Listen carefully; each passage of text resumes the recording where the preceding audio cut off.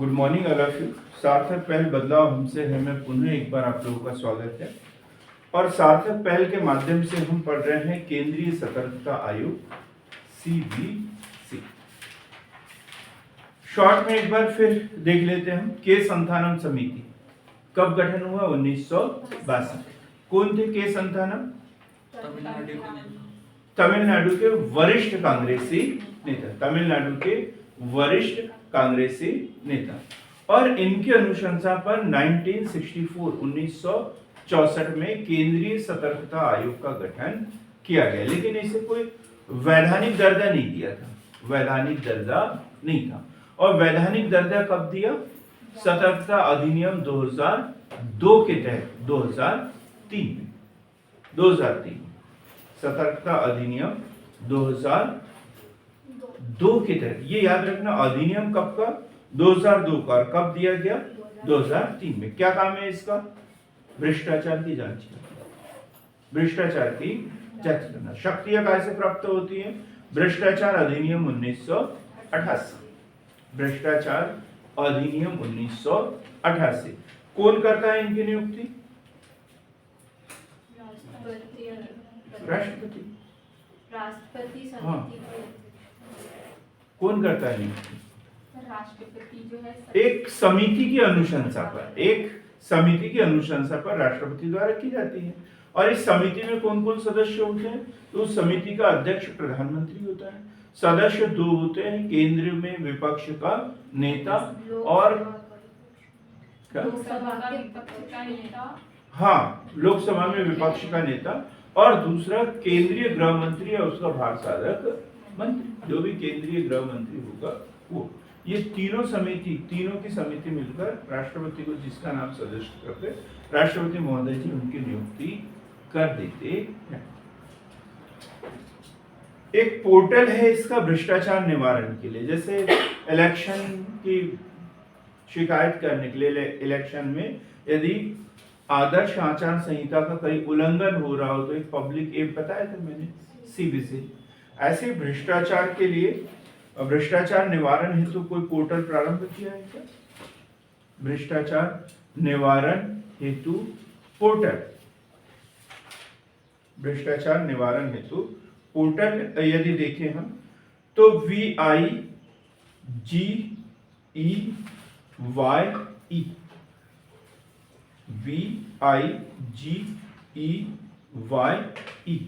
ये एक पोर्टल का नाम है।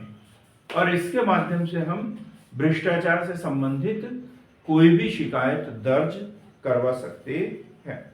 इसका आदर्श वाक्य बताया था हमने, सत्यनिष्ठा और प्रतिज्ञा, सत्यनिष्ठा और प्रतिज्ञा।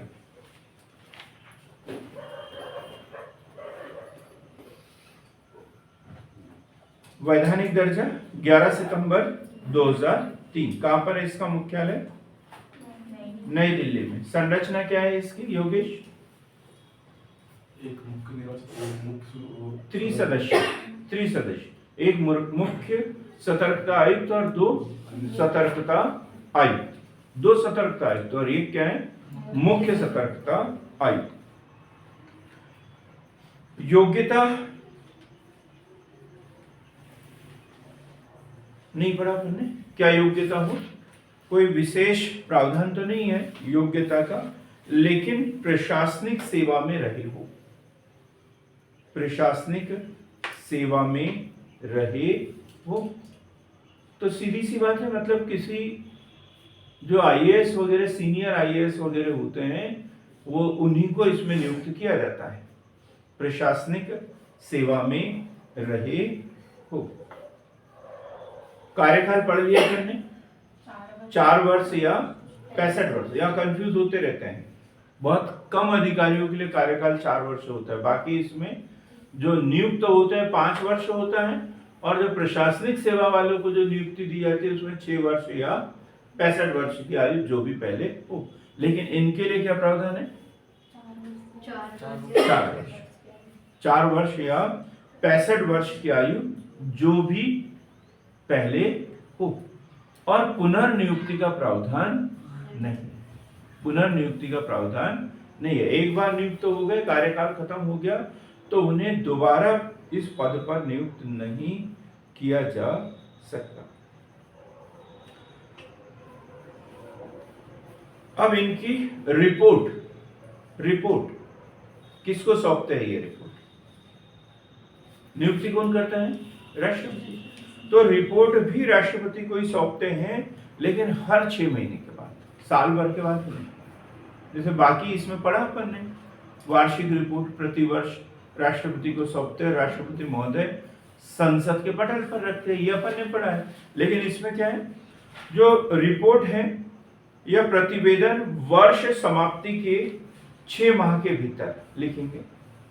वर्ष समाप्ति के 6 माह के भीतर राष्ट्रपति को सौंपी जाती है।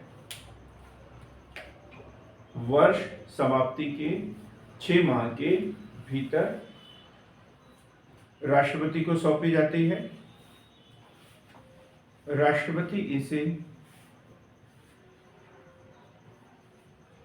संसद के दोनों सदनों के समक्ष रखवाता है।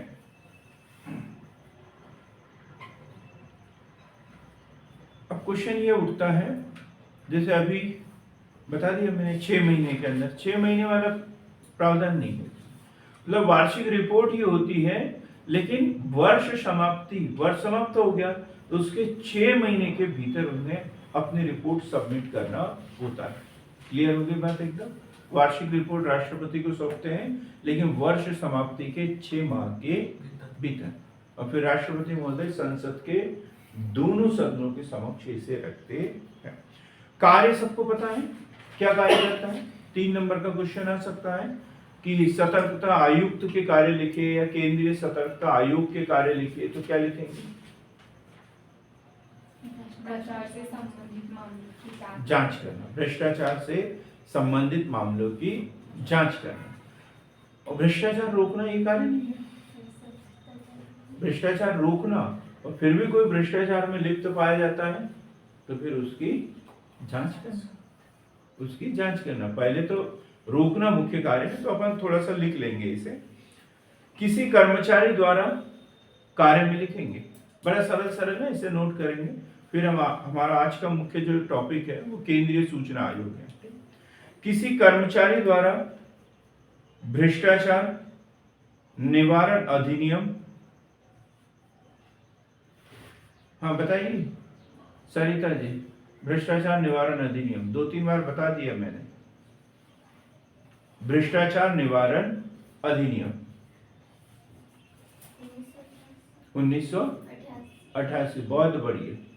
1988 के तहत किए गए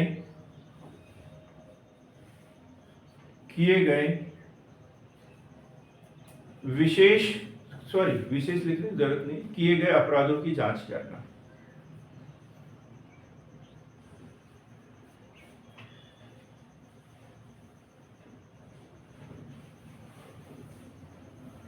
दूसरा, इस अधिनियम के तहत, इस अधिनियम का मतलब क्या, वहां सर्वनाम इस्तेमाल कर लिया मैंने इसको, है ना? तो क्या मतलब है, वहां संज्ञा क्या है? भ्रष्टाचार निवारण अधिनियम 1988। इस अधिनियम के तहत अपराधों की जांच से संबंधित दिल्ली विशेष पुलिस के कामकाज की देखरेख करना।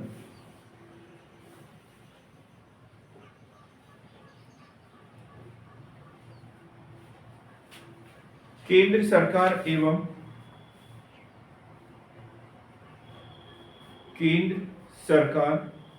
एवं उसके प्राधिकरणों को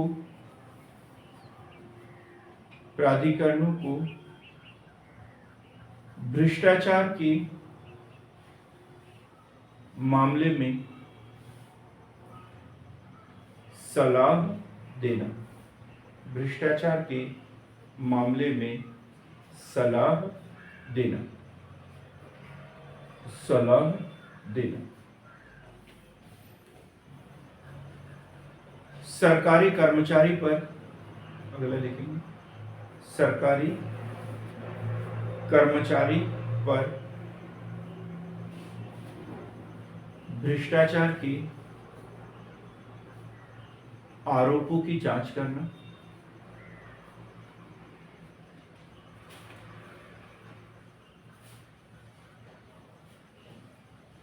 सरकारी कर्मचारी को, सरकारी कर्मचारी को अपने अधिकारों के दुरुपयोग की, अधिकारों के दुरुपयोग की जांच करना,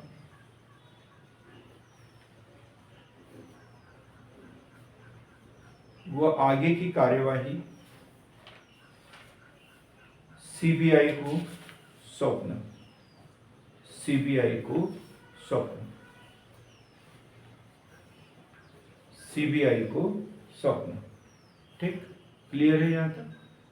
ये कार्य हो गए। अब हम पढ़ेंगे सीबीआई। ये तो सबको पता होगा, सीबीआई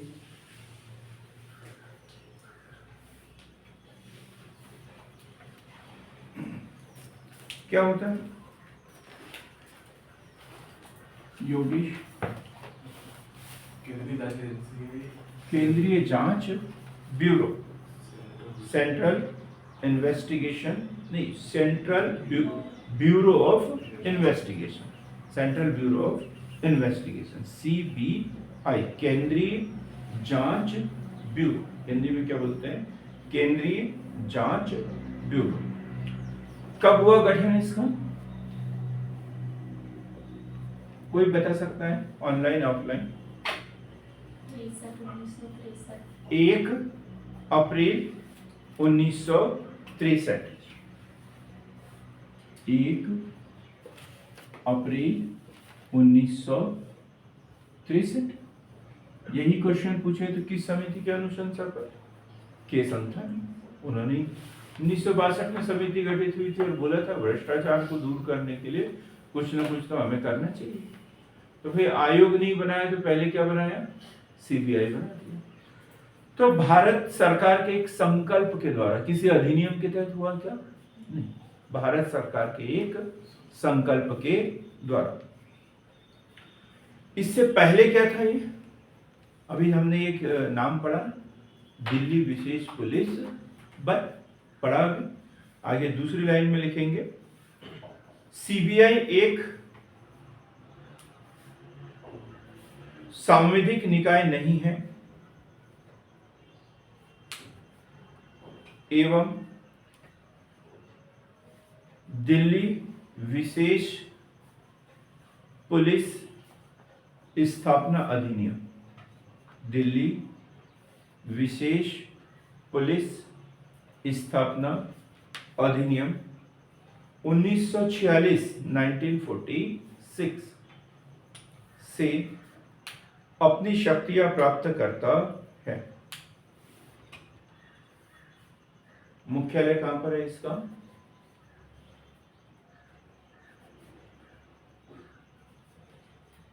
कहां पर है मुख्यालय सीबीआई का? ये तो दिनेश को भी पता होगा। स्थापना 1 अप्रैल 1963, भारत सरकार के एक संकल्प के द्वारा। ये कोई सांविधिक निकाय नहीं है, संवैधानिक निकाय नहीं है। फिर ये काम कैसे करता है? तो दिल्ली विशेष पुलिस स्थापना अधिनियम 1946 के तहत वो जो अधिनियम उसके ऊपर लागू होता है, इसके ऊपर भी वही लागू होता है। सीधी सी बात है। ठीक, तो मुख्यालय कहां पर है इसका? दिल्ली में। सोचने की जरूरत नहीं है, है? आपके गांव में तो हो नहीं सकता, तो फिर इतना क्यों सोच रहे थे? जब कुछ भी पता नहीं हो तो दिल्ली कहां पर? दिल्ली में है, दिल्ली में है। कौन, किसके अधीन होता है ये? गृह मंत्री के अधीन होता है, रक्षा मंत्री के अधीन होता है, किस विभाग के, किस मंत्री के अधीन होता है? नहीं जी, सीबीआई जो होता है प्रधानमंत्री के अधीन होता है। ठीक है, लिखेंगे इसे। सीबीआई के कार्यपालक भारत के प्रधानमंत्री होते हैं। सीबीआई की कार्यपालक भारत की प्रधानमंत्री होते हैं। और वर्तमान में जो है इसके ऊपर उंगलियां उठती है बहुत। ये प्रधानमंत्री कार्यपालक है तो प्रधानमंत्री के इशारों पर ही काम करता है, ऐसा। और ये स्वतंत्र नहीं है क्योंकि इसका कोई अधिनियम नहीं, कोई कुछ नहीं है, कोई इसकी स्वतंत्र रूप से कार्य करे इसके लिए कोई प्रावधान नहीं किया है ना? तो इसे क्या बोला जाता है? पिंजरे में बंद तोता। सीबीआई को अभी काय की संज्ञा दी जाती है? पिंजरे में बंद तोते की संज्ञा दी जाती है। क्लियर हो गया? सीबीआई केंद्रीय जांच ब्यूरो, सेंट्रल इन्वेस्टिगेशन ब्यूरो या सेंट्रल ब्यूरो ऑफ इन्वेस्टिगेशन। अब हम बात करते हैं मध्य प्रदेश सतर्कता आयुक्त। मध्य प्रदेश सतर्कता आयुक्त, मध्य प्रदेश सतर्कता आयुक्त, जैसे सेंट्रल में है वैसे ही मध्य प्रदेश में है। मध्य प्रदेश में बड़ा सरल सा है एकदम। कब किया गया गठन इसका? अधिसूचना जारी की गई इसके लिए 6 फरवरी 1964 और गठन किया 1 मार्च 1964। मध्य प्रदेश सतर्कता आयुक्त, मध्य प्रदेश सतर्कता आयुक्त, दोनों चीजें याद होना चाहिए। अधिसूचना कब जारी हुई? भाई इस तरीके का हम कोई संगठन स्थापित करना चाहते हैं, इसके लिए ये नियम होंगे। ये ऐसे अधिसूचना जारी हुई है 6 फरवरी 1964 को और गठन कब हुआ दिनेश कुमार? 1 मार्च 1964। याद करने में बड़ा सरल है। जब भारत में गठन हुआ मध्य प्रदेश में भी उसी वर्ष गठन हो गया। केंद्रीय भी 1964 में और मध्य प्रदेश भी 1964 में। सतर्कता आयुक्त, उद्देश्य वही होगा। क्या होगा उद्देश्य? भ्रष्टाचार को कम करना, रोकना, शासन में पारदर्शिता लाना, ये उद्देश्य के साथ में।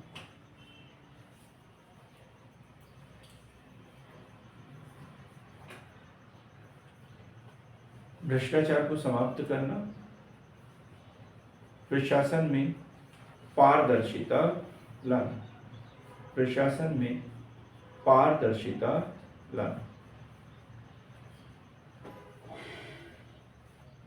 संरचना कितनी है इसमें? संरचना,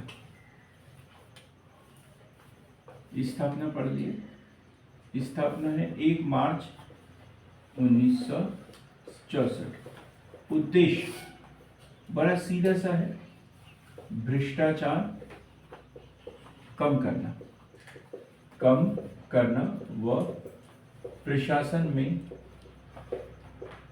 पारदर्शिता लाना। पारदर्शिता बड़ा शब्द है और ये कभी भी एग्जाम में पूछा जा सकता है, बहुत बार बता दिया मैंने। पारदर्शिता लाना। अब संरचना देखते हैं कैसा करेंगे। तो इसमें 2 ही होंगे।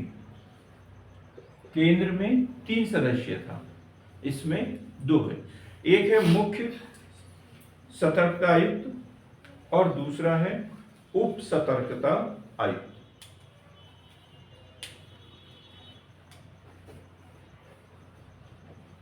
मुख्य सतर्कता आयुक्त और उप सतर्कता आयुक्त। उप सतर्कता आयुक्त 2 ही इसमें, मुख्य और उप सतर्कता आयुक्त। नियुक्ति कौन करेगा? नियुक्ति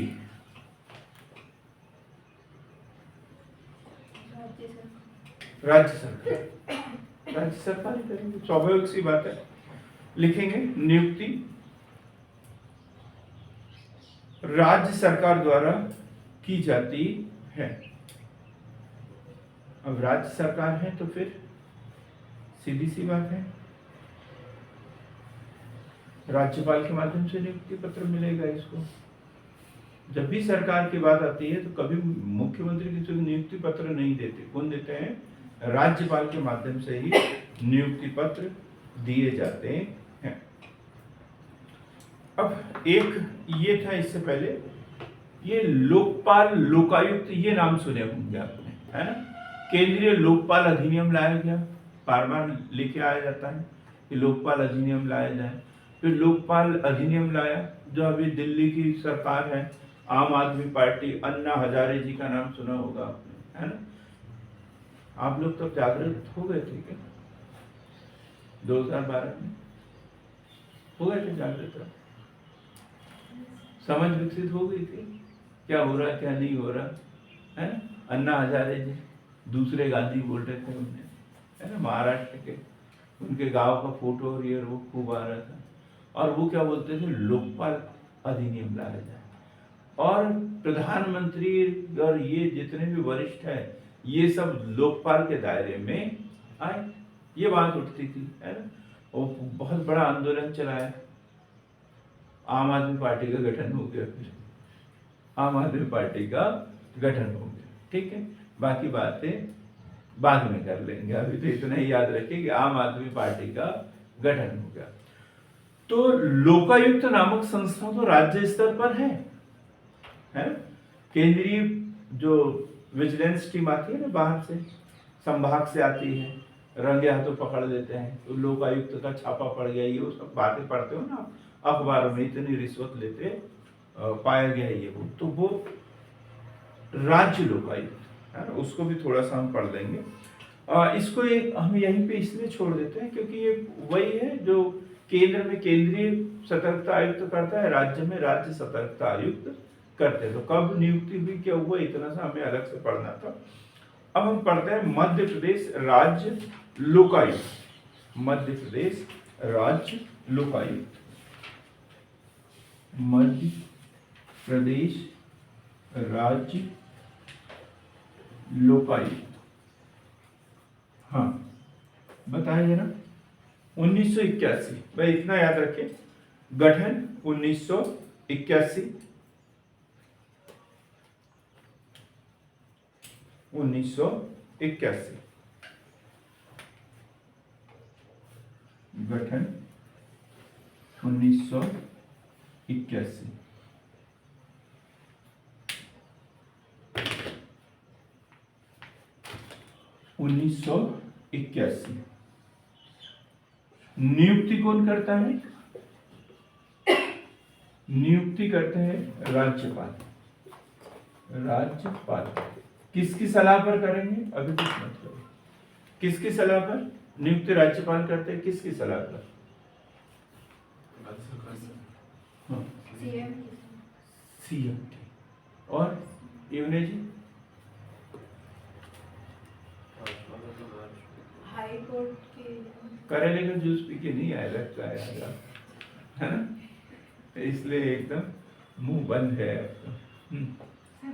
आपने सही बोला था, किसी ने कुछ बोला था हाई कोर्ट के, हाई कोर्ट के लिखेंगे, हाई कोर्ट के मुख्य न्यायाधीश व विपक्ष के नेता की सलाह पर। हाई कोर्ट के मुख्य न्यायाधीश व विपक्ष के नेता की सलाह पर। कार्यकाल देखें इसका, कार्यकाल 6 वर्ष या 65 वर्ष की आयु, जो भी पहले हो, जो भी पहले हो। 6 वर्ष या 65 वर्ष की आयु, जो भी पहले हो, जो भी पहले हो। लोकायुक्त, मध्य प्रदेश राज्य लोकायुक्त कब गठन किया गया? 1981 में। कौन नियुक्ति करते हैं? राज्यपाल। किसकी सलाह पर करते हैं? हाई कोर्ट के मुख्य न्यायाधीश और विपक्ष के नेता।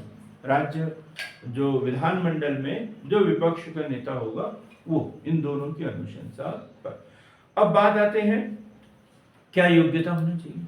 लोकायुक्त है, जांच कर रहा है, ये मतलब न्यायाधीश होना चाहिए इसे, ठीक है। तो योग्यता लिखेंगे सर्वोच्च या उच्च न्यायालय का न्यायाधीश रहा हो,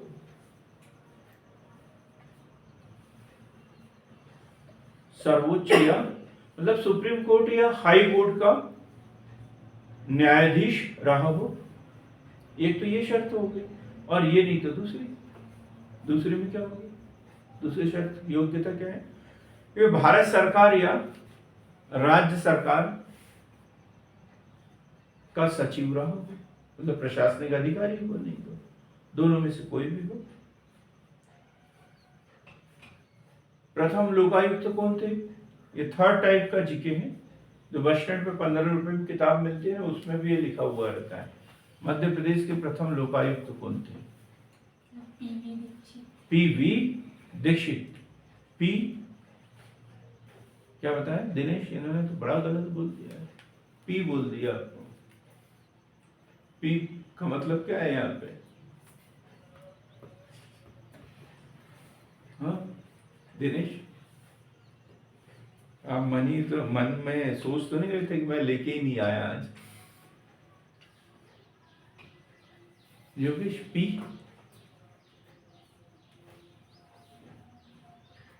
हाँ जी, पीवी दीक्षित अर्थात पुरुषोत्तम विनायक दीक्षित।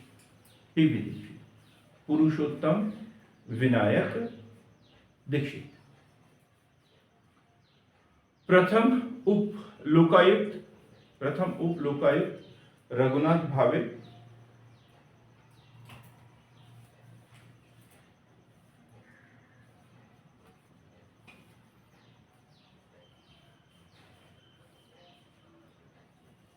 मध्य प्रदेश के जो मुख्यमंत्री हैं वो इसके दायरे में है, लोकायुक्त।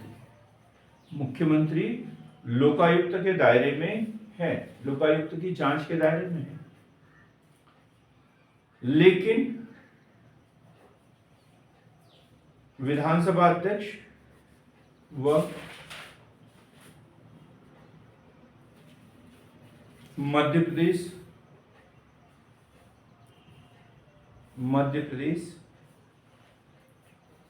लोक सेवा आयोग अध्यक्ष इसके जांच के दायरे से बाहर है, जांच के दायरे से बाहर है, जांच के दायरे से बाहर है। एक अवधारणा पढ़ते हैं, शायद पता हो आप लोगों को, फिर भी पढ़ते हैं। व्हिसल ब्लोअर, ये क्वेश्चन आया है एग्जाम में। व्हिसल ब्लोअर बहुत ही अच्छा, मैंने इसके ऊपर 2-3 पेज में तैयार किया, लेकिन अब वो किधर रखा हुआ है मुझे पता नहीं। आप लोगों को दे दूंगा वो कॉपी, आप देख लेना उसमें। व्हिसल ब्लोअर क्या होता है, व्हिसल ब्लोअर योगेश? जानकारी देता है भ्रष्टाचार की, क्या के भ्रष्टाचार को उजागर करने वाला व्हिसल ब्लोअर, विसल बजाने वाला, सीधा सा अर्थ है। व्हिसल ब्लोअर मतलब सीटी बजाने वाला, विसल बजाने वाला है। अब उससे क्या होता है, जो भ्रष्टाचार में लिप्त होता है वो सामने आ जाता है, वो सामने आ जाता है। अब क्या हुआ, जो सीटी बजाएगा, अब जैसे चोर कहीं चोरी कर रहे हैं, चोर खाली हाथ बैठते हैं तो हथियार लेके रहते हैं, और यदि हम सीटी बजाते तो वो क्या करेगा, क्या करेगा, भागने की कोशिश कर सकता है, ठीक है। लेकिन भागने का कोई चांस नजर ना आए तो हमला भी कर सकता है, हमला भी कर सकता है। तो फिर क्या चाहिए, व्हिसल ब्लोअर को प्रोटेक्शन, व्हिसल ब्लोअर को क्या चाहिए, प्रोटेक्शन चाहिए। मैं जानकारी तो दे देता हूँ, लेकिन मेरा नाम मत बताना, है ना, गोपनीय रखना मेरी जानकारी। ऐसे बात क्लियर हो गई ना। व्हिसल ब्लोअर क्या है, जो सर्वप्रथम भ्रष्टाचार के मामलों को उजागर करता है। कई बार ऐसा हुआ है कि जो विसल ब्लोअर है उसको गोली मार दी गई है, गोली मार दी गई है, उसको धमकी दी गई है कई तरीके से। वो उसकी सुरक्षा बहुत जरूरी है। यदि ऐसा कोई मामला उजागर करेगा और उसकी जान जाते रहेगी तो दूसरे कई आंखों के सामने भी होगा, लेकिन हम कोई कुछ बोल ही नहीं पाएगा, कोई कुछ बोल ही नहीं पाएगा। इसलिए विसल ब्लोअर की सुरक्षा के लिए प्रोटेक्शन एक्ट लाया गया, उसकी हम चर्चा करें। ठीक, तो सबसे पहले विसल ब्लोअर क्या है, विसल ब्लोअर के बारे में लिखेंगे। विसल ब्लोअर का सीधा सा अर्थ है सीटी बजाने वाला, अर्थात भ्रष्टाचार के मामलों को उजागर करने वाला, भ्रष्टाचार के मामलों को उजागर करने वाला। और विधेयक है whistle blower protection act 2011, whistle blower protection act, whistle blower protection act कब आया ये? 2011 में राष्ट्रपति द्वारा अनुमति दी गई 9 मई 2014 को, 9 मई 2014 को। अब देखो लोकसभा में 2011 में लाया था, लेकिन स्वीकृति कब मिली? 2014 को।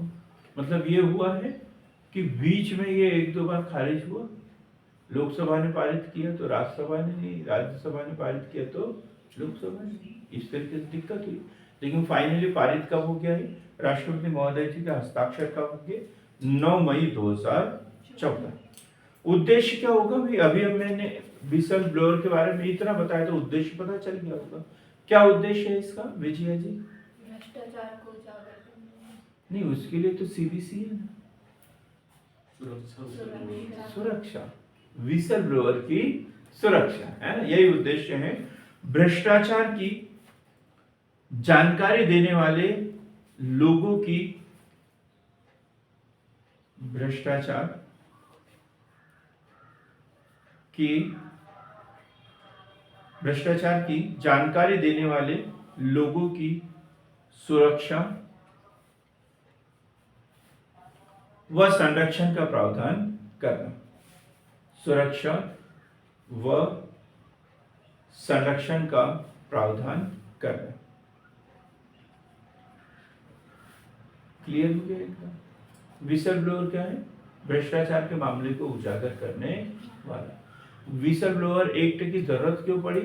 क्योंकि जो भ्रष्टाचार के मामले उजागर करते थे उन्हें या तो धमकियां दी जाती थी, मारपीट की जाती, परिवार को धमकाया जाता था। कई ऐसी घटनाएं हुई है जिसमें विसल ब्लोअर की या भ्रष्टाचार के मामलों को उजागर करने वालों की हत्याएं कर दी गई, इसलिए उनकी सुरक्षा की आवश्यकता पड़ी। और ये एक्ट कब लाया गया? 2011 में। राष्ट्रपति महोदय जी द्वारा इसे स्वीकृति कब दी गई? 9 मई 2014 को। उद्देश्य क्या है? भ्रष्टाचार के मामलों को उजागर करने वाले लोगों की सुरक्षा करना, संरक्षण प्रदान करना। कार्य लिखेंगे इसके या प्रावधान लिखेंगे? इस एक्ट के प्रावधान लिख लो। प्रावधान सरल है एकदम, जो हमने बताया वही है। भ्रष्टाचार की शिकायत करने वाले कर्मियों की पहचान अखबार में प्रकाशित कराई जाएगी, अधिसूचना जारी कर दी जाएगी। क्या किया जाएगा? हाँ आप बताइए, बालिका कविता जी, क्या की जाएगी? हमने ये आधी लाइन लिखा है, भ्रष्टाचार की शिकायत करने वाले कर्मियों की पहचान गुप्त रखी जाएगी, गोपनीय रखी जाएगी, है ना। बताया नहीं जाएगा कि ये मामला उजागर किसने किया है। ठीक है, पहचान गुप्त रखी जाएगी या गुप्त रहेगी। दूसरा, अब मान के चलो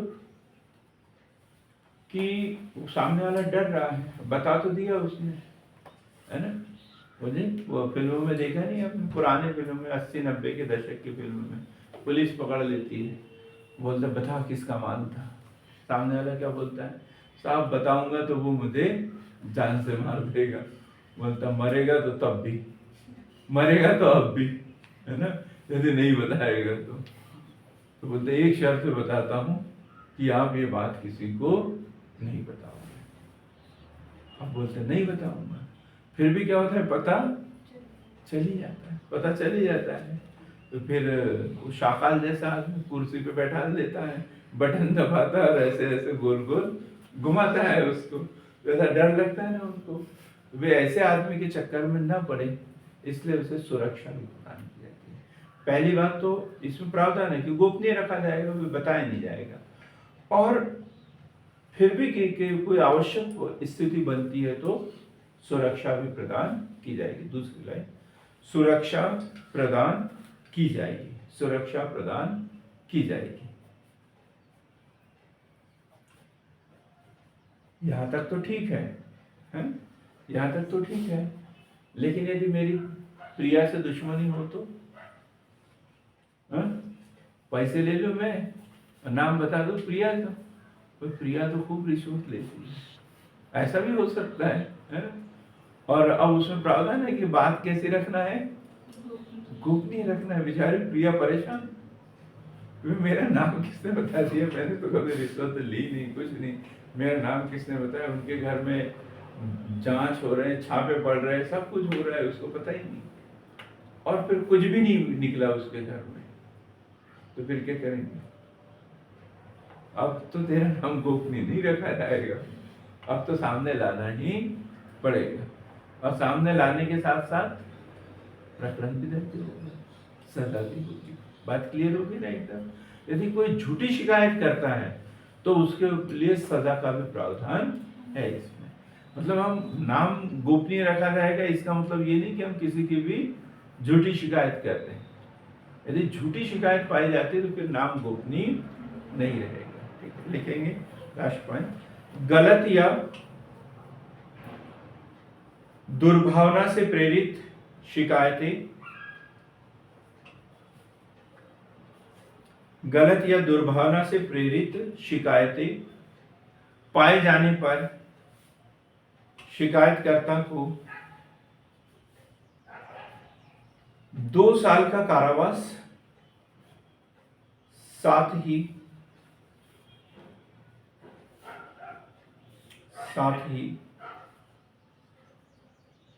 30,000 रुपए का जुर्माना लगाया जा सकता है। 30,000 रुपए का जुर्माना लगाया जा सकता है।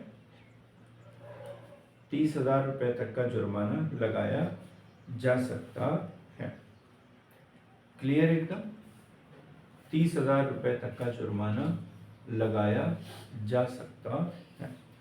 एक ये तो जो विसल ब्लोअर एक्ट या फिर सीबीसी जो है हमारे देश की संस्थाएं हैं।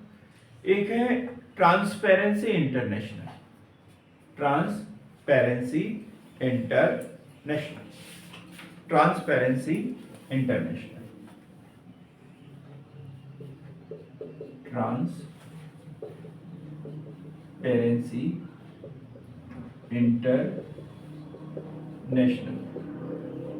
ट्रांसपेरेंसी इंटरनेशनल, नाम सुना है आपने? ये भ्रष्टाचार की जांच करने वाला अंतरराष्ट्रीय संगठन। ये ऐसा क्वेश्चन बन जाता है, 3 नंबर का आ जाता है मेंस में, है ना? हमारी किताब में लिखा है, सब कुछ है, लेकिन हम क्या है ध्यान ही नहीं दे पाते हैं। सरल से सरल शब्दों में उसे पढ़ने की कोशिश करना चाहिए। क्या है ट्रांसपेरेंसी इंटरनेशनल? अंतरराष्ट्रीय स्तर पर भ्रष्टाचार की जांच करने वाला संगठन। जैसे भी लिखना चाहे, अंतरराष्ट्रीय स्तर पर भ्रष्टाचार की जांच करने वाला संगठन। और साथ ही कैसा है ये? गैर सरकारी संगठन है, एनजीओ है ये। अब इसमें कैसे? जैसे मान के चलो कि यूनिसेफ या यूनेस्को, यहाँ से कोई राशि किसी संगठन को मिल रही है, भारत की किसी गरीबी निवारण के लिए कोई काम कर रहा है, वहां से फंडिंग हो गई है। अब यहाँ पे क्या काम किया, क्या नहीं किया, कोई भ्रष्टाचार तो नहीं हो गया। दो देशों के बीच में किसी चीज को लेकर खरीदी बिक्री हो रही है, उसमें कोई थर्ड पार्टी ने कमीशन तो नहीं ली है। जैसे बोफोर्स तोप घोटाला, बोफोर्स तोप घोटाला, अब हमने दूसरे देश से खरीदे, कहीं यहाँ पे एक तीसरी एजेंसी का नाम आया था कि इन्होंने इसमें कमीशन लिया है करके। तो ऐसे जो मामले होते हैं उसकी जांच कौन करता है, ये ट्रांसपेरेंसी इंटरनेशनल जैसी संस्था इसके ऊपर ध्यान रखती है। स्थापना हुई है 1993 में और मुख्यालय कहां पर है, मुख्यालय कहां पर है अर्जुन, पता नहीं है, सही नहीं पता, ये तो गलत बात है। चलो, हिटलर कहां का रहने वाला था, ब्रिटेन का था। अवार्ड दो आपको। हाँ, हिटलर कहाँ का रहने वाला था दिनेश, जर्मनी का था। पूछो उनसे, हिटलर कहाँ का रहने वाला था, कल परसों ही बताया था मैंने हिटलर की कहानी, नहीं आप लोगों ने कहीं और बताई थी। तो हिटलर कहाँ का रहने वाला था, जर्मनी का। और जर्मनी की राजधानी क्या है, हाँ, जर्मनी की राजधानी क्या है, लीन, बर्लिन, क्या है, बर्लिन, ठीक है। तो इसका मुख्यालय कहाँ है, बर्लिन, जर्मनी मुख्यालय। क्लियर हो गया। ट्रांसपेरेंसी इंटरनेशनल, अंतरराष्ट्रीय स्तर पर भ्रष्टाचार की जांच करने वाला या भ्रष्टाचार पर नजर रखने वाला एक गैर सरकारी निकाय है। पूरा एक ही लाइन में लिखते, गैर सरकारी निकाय है। स्थापना कब हुई, 1993 में। मुख्यालय कहां पर है, बर्लिन, जर्मनी की राजधानी बर्लिन में। और इस संस्था द्वारा सूचकांक जारी किए जाते हैं, 3 सूचकांक जारी किए जाते हैं।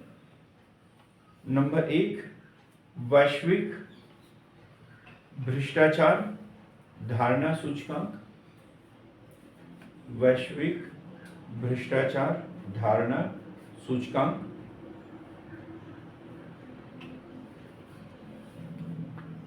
दूसरा वैश्विक भ्रष्टाचार बैरोमीटर, वैश्विक भ्रष्टाचार बैरोमीटर। और थर्ड नंबर पे है घूस दाता सूचकांक, घूस दाता सूचकांक, घूस दाता सूचकांक।